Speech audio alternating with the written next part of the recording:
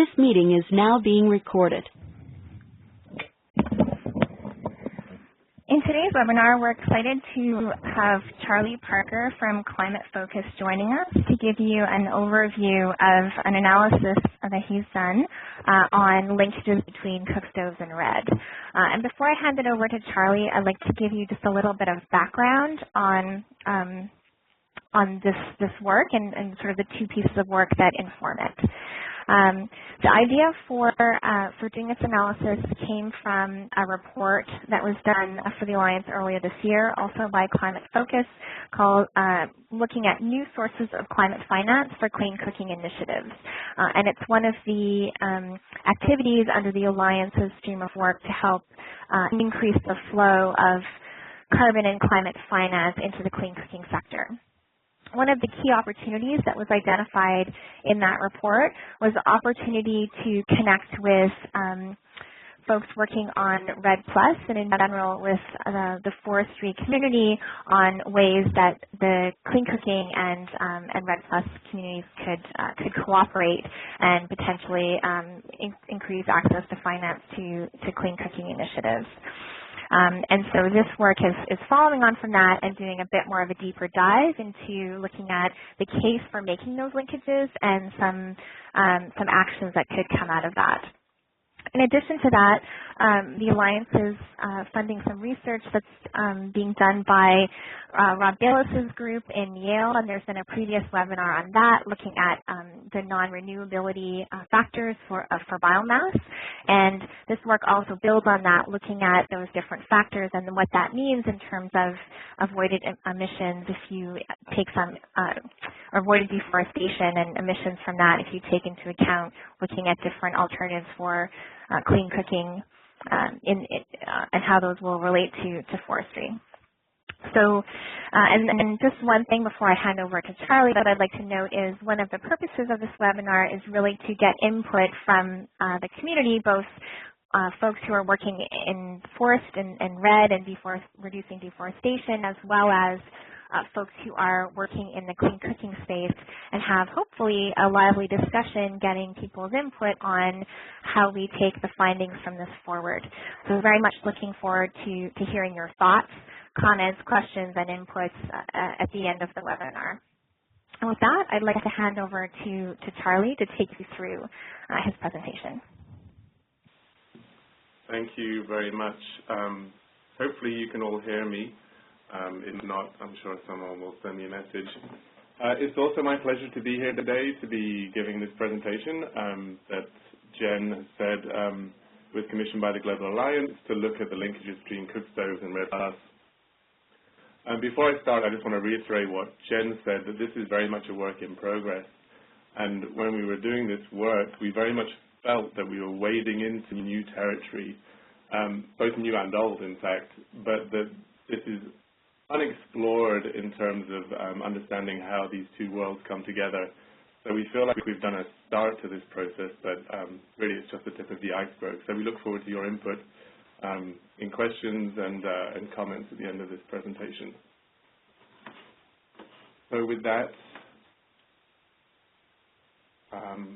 let me see. So the questions that we want to try and cover in this presentation, first of all, we really wanted to make the case for, is there a link between REDD+ and Cookstoves? Do Cookstoves fuel use contribute to global forest loss? And then with that, is there something that we can do to mitigate any emissions that occur? And we look at a variety of supply and demand side measures that could achieve that. And then we'll finish just by looking at the role that REDD+ can play, recognizing this emerging financing and emissions reductions framework in supporting Cookstoves and wood fuel interventions.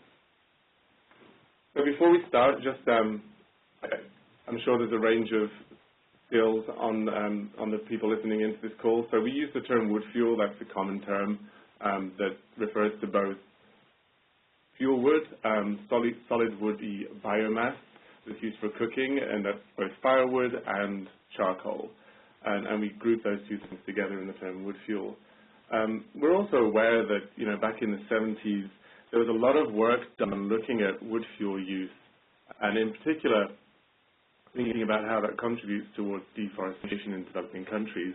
And the idea emerged that there was a wood fuel gap and that there would be a crisis in deforestation a couple of decades afterwards. But that didn't happen, and it didn't happen for a variety of reasons, including forests regrowing, the harvesting of fuel wood from outside of forests, and so on. But we still feel that things have changed since the 70s. For one, population is twice as much globally.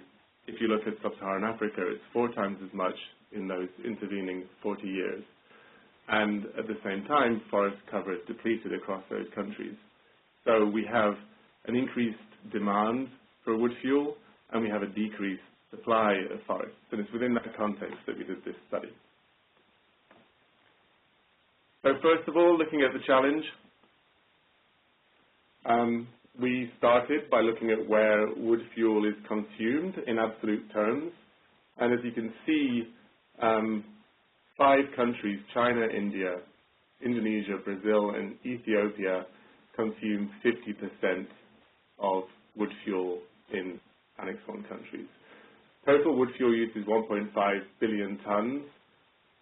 Our study, due to gaps in data, only covers 87 countries, but we do cover 90% of demand, roughly 1.3 billion tons. As I said, 50% of fuel wood is in the top 5 countries. The orange group of countries there, the next 10 countries, comprise 75% of global wood fuel demand.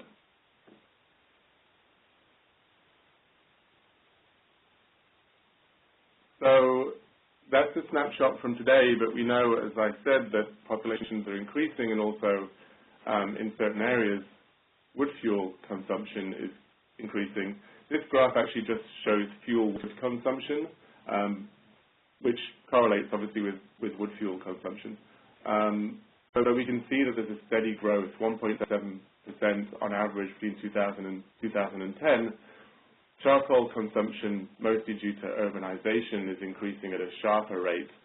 And based on those projections, it's been assumed that by 2020, wood fuel consumption will have increased by 34% in that 20-year period. So we're looking at an increase in that demand over time. Thinking about wood fuel in more relative terms, you know, we saw that 5 countries are responsible for the majority of use, but where wood fuel is actually needed is a different picture. The top graph shows the percentage of households that are reliant on wood fuel use, 100 being red, 0 being green, and the bottom graph shows a list of current LDCs. And as you can see, the majority of wood fuel users are in LDCs. In sub-Saharan Africa, 93% of households in rural areas and 58% of households in urban zones rely on wood fuel for energy. So thinking about where this is a problem in terms of national emissions and national consumption, it's a different picture to where it's a problem globally. So following on from where wood fuel is used, we ultimately want to get to emissions, and the way we do that is through understanding how much of wood fuel that we burn is non-renewable. As Jen said, we built on some work by Rob Bayliss, Rudy Drigo, and others at Yale and University of Mexico. And they have been looking at this question of non-renewability, but just for pictorial purposes, the way that we can think about it, if we harvest 10 tons a year and 6 tons is left after a year, then we can assume that 4 tons is non-renewable. And through that, we develop a figure called a fraction of non-renewable biomass. In this case, it would be 40% is non-renewable. And through this, we can work out how much of our wood fuel consumption arises in an emission. So how did we derive these FNRB values? Well, we took this Yale UNAM study, and for comparison, this shows FNRB values across the countries that we have been using for our study. The top values are the FNRB values that were derived for the CDM, which was mostly for project-level studies. They've been derived either through default values under the UNFCCC or by individual project developers. And you can see they're very high. They're mostly above 90%. The Yale figures were developed using a wisdom model. I won't go into that. There was another webinar about a month or two ago looking into that. But we just wanted to highlight here there were two values. There were some expected values and minimum values. And for the purpose of this study, we used the Yale expected fraction of non-renewable biomass values throughout. But as you can see, there's a lot of variation across countries, with some countries still having high degrees of non-renewability and other countries having very renewable biomass stocks. So based on these values, we get to our headline figure. Emissions from household fuel use are roughly equal to 0.8 gigatons of CO2 per year.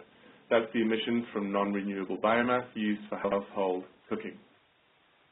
Using the low and high estimates, we get this range of 0.4 to 1.36 that we, as I said, use the Yale expected values. And this figure of almost a gigaton of emissions is roughly equal to 2% of global emissions. And for comparison's sake, that's about the same as the global aviation sector. But unlike aviation, these emissions are localized to just a few countries. So looking back again at absolute emissions, we can see that the order of countries changes, but the countries are still there in terms of those that use wood fuel a lot. The reason that the change occurs is because some countries are less renewable in terms of their biomass than others. And Ethiopia climbs up, Pakistan comes up, and Brazil, which has a very renewable biomass in terms of wood fuel use, drops down a few. But again, we can see that 5 countries are responsible for 50% of all emissions: China, India, Indonesia, Ethiopia, and Pakistan. And 15 countries are responsible for 75% of wood fuel emissions.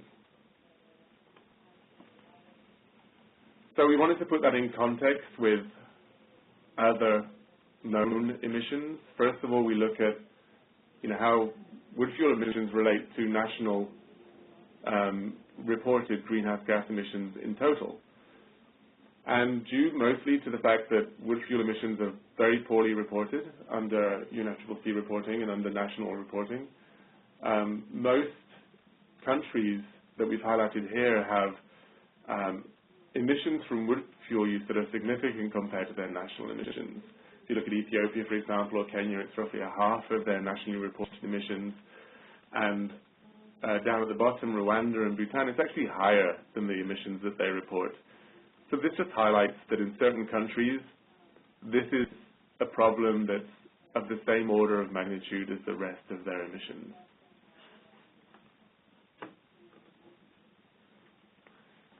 Getting to the focus of our study, how does this relate to national REDD emissions? We know that wood fuel is a process of degradation mostly, not deforestation. We also know that most statistics on REDD plus emissions are deforestation emissions. But we wanted to compare those nonetheless to see how big a problem wood fuel emissions are in comparison to known REDD emissions. So we take 2 studies, one by Bacchini and one by Nancy Harris. Both of them have relatively similar figures in terms of gross emissions from deforestation. It's roughly 3 gigatons of CO2 per year. So using that figure and comparing it to our figure of 0.8 gigatons, we can see that wood fuel compared to gross emissions from deforestation is roughly a quarter. So it's not insignificant. We wanted to double, triple check this. So thinking of a study that Griscom did back in 2009, he looked at degradation in Africa and Asia and found that 57% and 42% of degradation of deforestation was caused by degradation, and that was mostly wood harvest. So our figures are in line with those. If we look more closely, though, the comparison becomes more contrasted. This figure shows comparison of our figures for wood fuel emissions using the Yale Yale FNRB figures, and we compared those with known emissions from deforestation. And the countries that are in orange or red, our calculation of emissions from wood fuel use are higher than, and sometimes 10 times higher than, known emissions reported from deforestation. So this is the problem that those countries should be thinking about when they're thinking about how to tackle emissions from biomass. And I don't use the term forest because this may not be forest, and I don't use the term deforestation because this may not be deforestation, but it is a significant problem in Ethiopia, Rwanda, Somalia, Kenya, Nepal, and India, where their forest-based emissions are mostly caused by wood fuel use.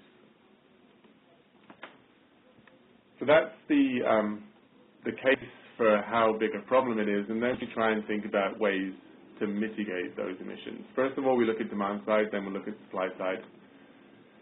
We look at 4 key technologies, the known technologies that are being promoted by the Global Alliance and others, efficient cookstoves, biogas digesters, solar cookers, and briquette cookers, all of which can replace the use of wood fuel in cooking.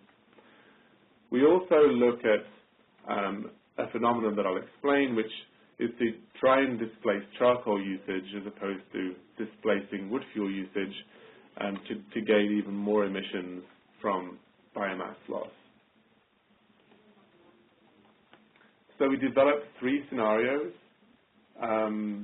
These are meant to be illustrative scenarios to understand how much we could mitigate using these technologies.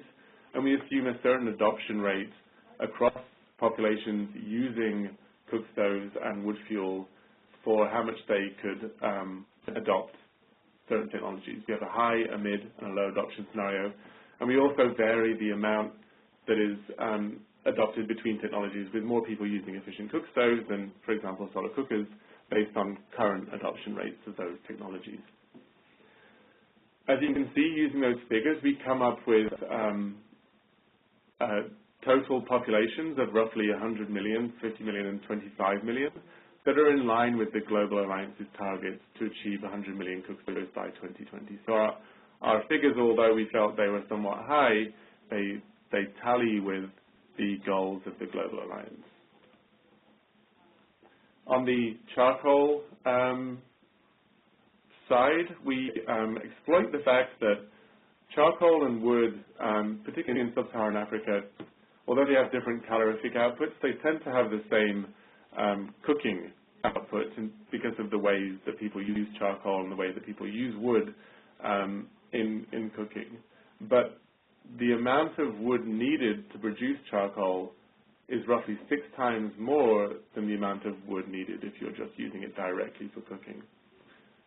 So using charcoal essentially has a higher impact on degradation than using wood fuel. So if we can target charcoal users with our intervention, we have this 6-to-1 gain in terms of wood fuel impact on deforestation. So we assume that 50%, 20%, or 10% of charcoal users can be displaced through these interventions, which leads us to this figure, which shows abatement potential across the main countries using wood fuel.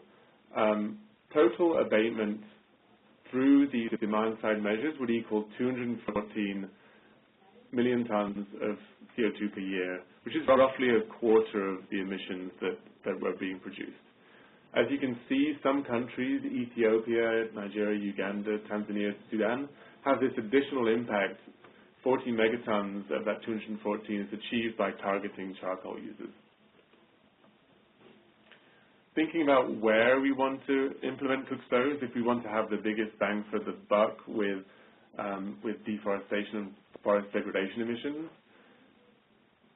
some countries, given their high wood fuel use and their high degree of non-renewability of wood fuel, have more emissions reductions per replacement cooker than others.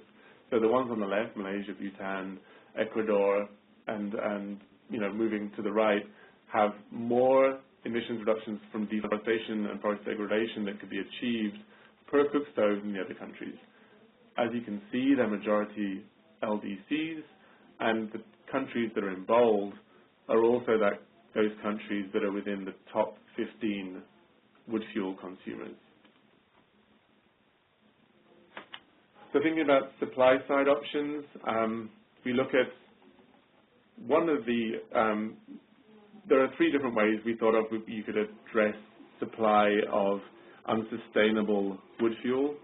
Of course, you can plant trees, afforestation and reforestation. You can improve the management of existing forests, and you can improve the production and processing of wood energy through, for example, improved charcoal production. For this study, given the lack of data in other areas, we just focused on afforestation and reforestation measures and creating dedicated wood fuel lots for cooking use. Again, we developed three scenarios: a high, a mid, and a low adoption scenario. These are based on a study by Zomer that looked at available land for afforestation and reforestation in developing countries. And he used a range of crown cover, and we took the mid value that land with less than 20% crown cover was considered to be available for afforestation and reforestation.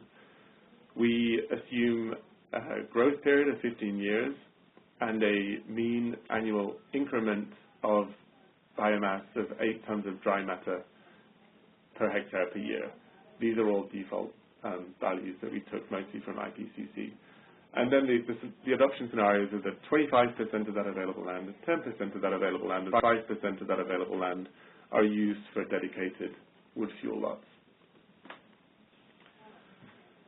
So using those assumptions, we estimate that 734 megatons of carbon dioxide per year can be mitigated through afforestation and reforestation measures.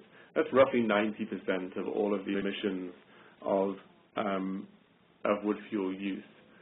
But it's worth noting the dark blue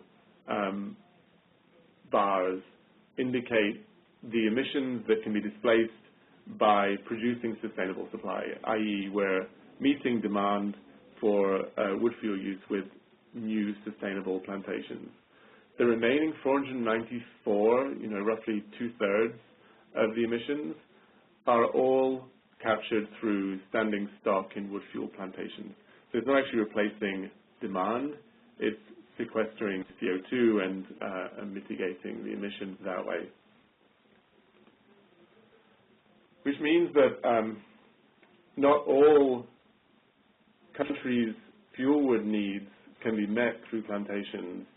That was a surprise to us. This figure shows the green bars of the land that would be required to meet the non-renewable biomass needs of these countries. The light blue bars are the land that's available using that Zomer study that I mentioned, and the dark blue bars are the current forest areas in these countries. So you can see some countries, Pakistan, Bangladesh, Ethiopia, Uganda, Kenya, have significantly higher land requirements if they're to meet their non-renewable biomass demand through plantations than both their available land and also their current forest area. I'll explain how this can change over time, but our rough estimation based on the assumptions that you saw, that we would need 320 million hectares of forest plantations if we were to meet supply of NRB demand. And that was across, again, those 80 countries for our study area. So to conclude, the emissions from wood fuel use are around 0.8 gigatons of CO2 per year, the green bar. We can meet a quarter of that through demand-side technologies and replacement cooking technologies and fuel switching. That's the light blue bars under our high adoption scenario. A further 30% of those emissions can be reduced through plantations and through improving sustainability of supply. That's the dark blue bars. and the remaining emissions can be mitigated through carbon sequestered and increased standing stock, which is the grey dotted bars. But the picture across countries varies, and looking at those same bars and the standing stock, sustainable supply, and demand-side interventions, we can see that only Brazil is able to meet 100% of emissions through sustainable supply and demand-side interventions. A number of other countries can mitigate their emissions if we include standing stock, but there are other countries, Ethiopia, Pakistan, Kenya, a lot of LDCs and sub-Saharan African countries, that cannot meet their emissions from wood fuel use using our high adoption scenario figures. There is some hope. Our calculations were based on a 15-year growth period and starting from scratch, starting from no forests. And during that time, you can see in the middle bar there, the plantation growth period, the majority of biomass is in standing stock. It's not in the sustainable supply of wood fuel, which is the dark blue bar. And during a mature plantation period, so after that 15-year growth period, we can harvest a lot more. We won't be increasing the standing stock. We'll just be taking any increments in standing stock and using that for wood fuel use. And that roughly doubles, more than doubles, the amount of available biomass during the mature plantation period. So that will meet some of those gaps in those countries that have them in the previous slide. Thinking about REDD, it is notable that the majority of national REDD strategies that are being developed by over 40 countries now use wood fuel and supply and demand side technologies as a key intervention in their country. So looking across the table, the FCPF Readiness Fund, more than 50% of countries, 17, have included in their national readiness plans, which inform then their national strategies. Under the FCPF Carbon Fund, 75% of countries that are in the ERPIN pipeline under the Carbon Fund have highlighted wood fuel use, and 50% of countries under the Forest Investment Program, Burkina Faso, DRC, Ghana, and Mexico, are developing investments in wood fuel technologies. And we highlight a couple of others there, Ethiopia under the Biocarbon Fund and DRC under the Congo Basin Forest Fund have highlighted this as a key issue. So REDD countries are understanding that wood fuel use is a key source of their REDD emissions and a part of their national REDD strategy. Some examples, in DRC, they're highlighting the sustainable production, improved cookstove dissemination, and improved charcoal techniques to target those emissions. And in Chile, they estimate that they can reduce emissions by 6 megatons through a variety of mechanisms.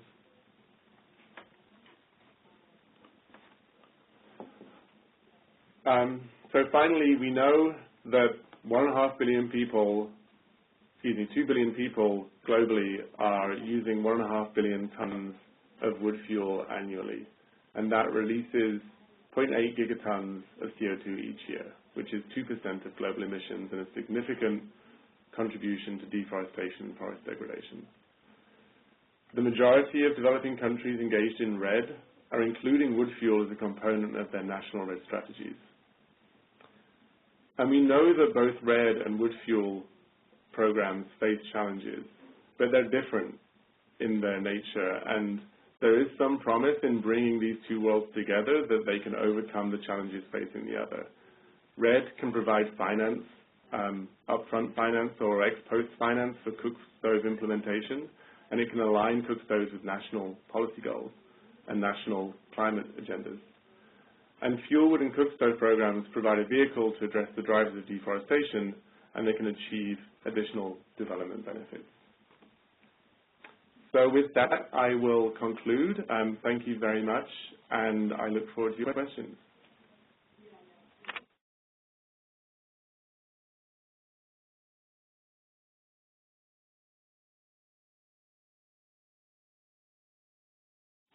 Um, Great. Thanks so much, Charlie. This is Sumi Mehta from the Alliance here.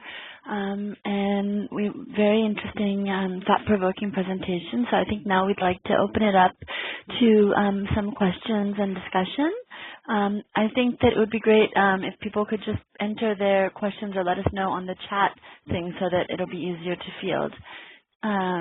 I see a quick message here from Virginia. Virginia, do you have any specific questions that you wanted to add in addition to your thanks for the presentation?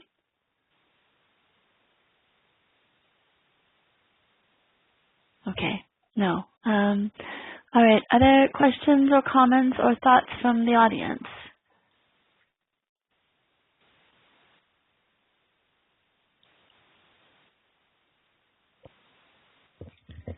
So maybe, Charlie, while we're waiting for people to think about what their questions might be, I did have one question for you about the assumptions that were made about the level of adoption that could be undertaken. And I know that it's quite conservative, kind of on a global scale in terms of the numbers that you've used. But I was wondering whether you had any thought about perhaps for some of the potentially high impact countries, what would happen if you actually had a larger kind of assumptions of a larger proportions adopting the more efficient technologies and what impact that could have. Thanks, Sumi. Yeah, so our figures, the 50, so the 25%, 10%, and 5% were, we felt, fairly conservative values, and as you saw, it led to roughly, under the high adoption 25% scenario, it led to a roughly 25% decrease in emissions. So it's almost linear. If we have more people adopting this, then we're going to get more emissions reductions from wood fuel use. The other point is, the table that showed the countries in which emissions reductions are greater per cook stove delivered. Those are the countries where, if you want to achieve those combined goals of REDD emissions as well as all the benefits that you get through health and gender equality and so on through cook stove dissemination, then you want to target those countries first. So there's a variety of ways that you could try and scale up these things because, in a country like China, which is a big consumer, if you were to disseminate cook stoves through national policy or through provincial policy, you could equally have a fairly large impact in those countries. It's also worth noting those countries that have got a higher use, the LDCs, that's roughly 900 million people in those countries that are dependent on wood fuel. So you're going to get to very high numbers in terms of users if you increase our assumptions. Okay. Great, thanks. That's really helpful. I was just thinking, because at a country level, people might be interested in thinking about, if they could do more, what would they get? So now we have two questions. One from Virginia asking whether those LDCs that cannot meet wood supply, even with reforestation, whether they should emphasize efforts towards a fuel switch adoption instead of fuel efficiency.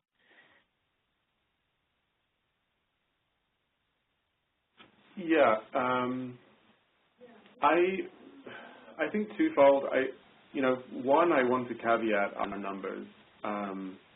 We are compounding a lot of assumptions in these figures, and I think we can safely say that more research in figures like the FNRB values, in the ZOMA numbers of available land data, and even consumption figures would really help us to really identify those. But still, we think that it is a bigger problem in some countries. So yes, fuel switching will help because that will reduce demand. But the same is true for improved cook stoves. They are significant reducers of wood fuel demand where they're being adopted. And then I would say that those those figures that we're highlighting, potentially the amount of wood fuel that could be grown through plantations is much higher than we're assuming because of private landholders, small plots that produce for local communities. So I think the wood fuel production should still be a part of those strategies. And importing of wood is also something that can be considered in countries that have demand shortfalls, because there are countries with supply surpluses.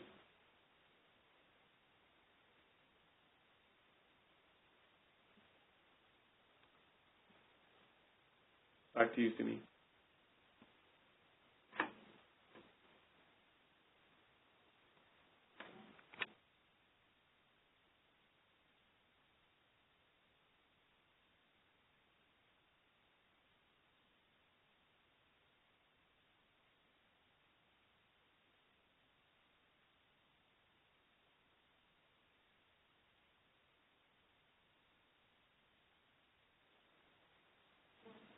I see your message to me. I'll just read the question so I'm familiar with it.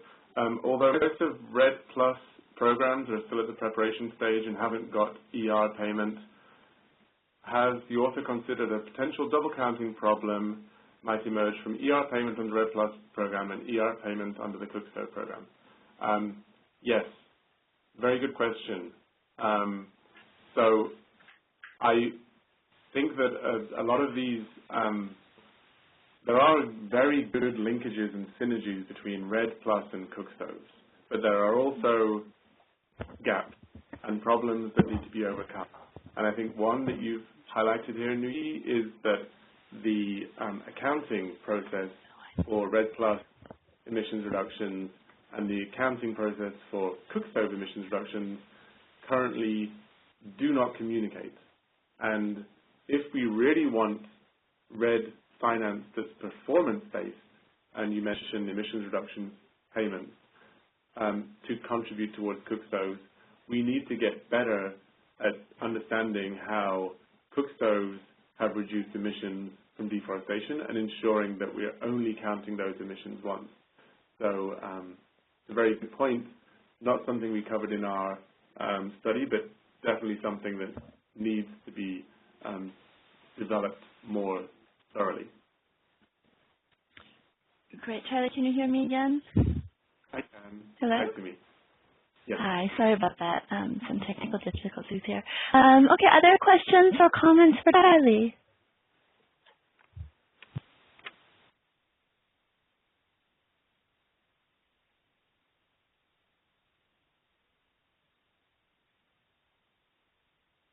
Okay, maybe we'll just wait for another moment here in case people are thinking before they ask a question.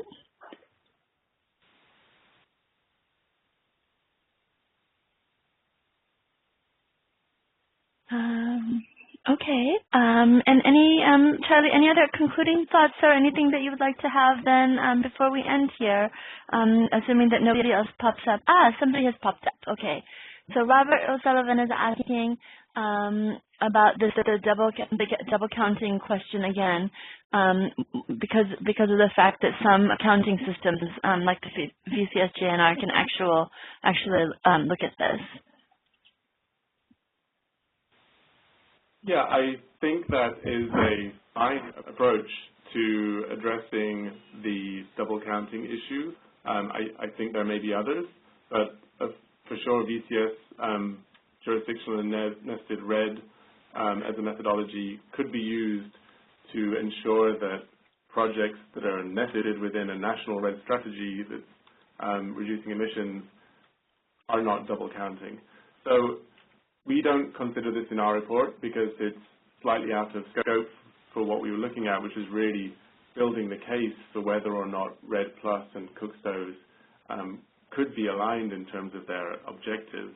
But I think the area as a whole needs more consideration, especially given this rise in interest around REDD Plus and the rise in finance and strategies that are identifying cookstoves as a solution, and the relatively little amount of dialogue that's occurring between REDD Plus practitioners and cookstove practitioners. So something maybe for future consideration. Yes. And it's good to know that there are already some accounting systems that have started to think about this. So that's, I suppose, promising news for all of us. Other questions, comments?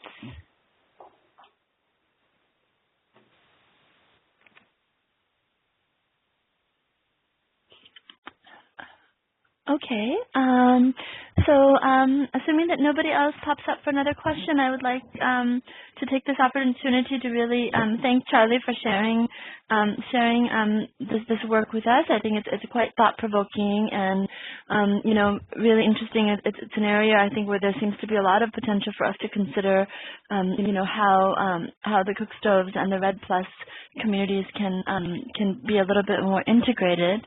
And Charlie, any last concluding remarks before we close off here? Just if anybody wanted to reach out to us directly, we'll be using this report now to reach out to a lot of the REDD funds and the sort of national and international REDD processes to see how we can bring this research more concretely into their national REDD strategy development. So if that's of interest to people on the call, then please do get in touch with us, and we certainly look forward to taking this research and the work that we've been doing for the Global Alliance to the next stage. Wonderful. Thank you, Charlie. And we'll make sure that for those of our countries where we know that there's a lot of engagement within the REDD Plus process, that of course we couldn't have everybody on the call today, but we'll make sure that we can also link you in to liaise directly with some of those folks as well. So with that, I think that we can officially end the webinar. Thanks very much to everybody for your time in participating and listening in for this, and looking forward to hearing from all of you if you have any additional comments on this. And thanks again to Charlie and his team. Thank you.